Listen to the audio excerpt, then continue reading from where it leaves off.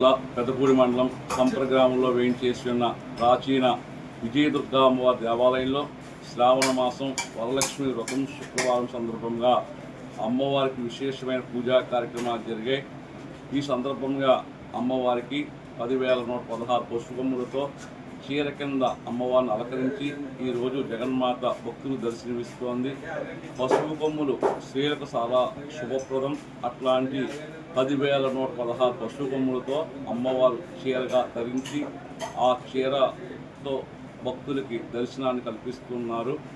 అట్లాంటి అద్భుతమైన దృశ్యం ఈరోజు సంప్ర విజయదుర్గాంబ దేవాలయంలో జరుగుతోంది.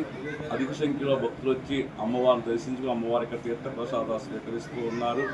శ్రావణ మాసం సందర్భంగా ఈరోజు లలితాపారాయణ, లక్ష్మీ సహస్ర కుంకుమార్చన కార్యక్రమాలు, సామూహిక కుంకుమ పూజా కార్యక్రమాలు జరిగి అందరూ కూడా విశేషంగా పాల్గొని అమ్మవారి యొక్క పరిపూర్ణమైన అనుగ్రహం పొంది ఉన్నారు. ఓం శక్తి.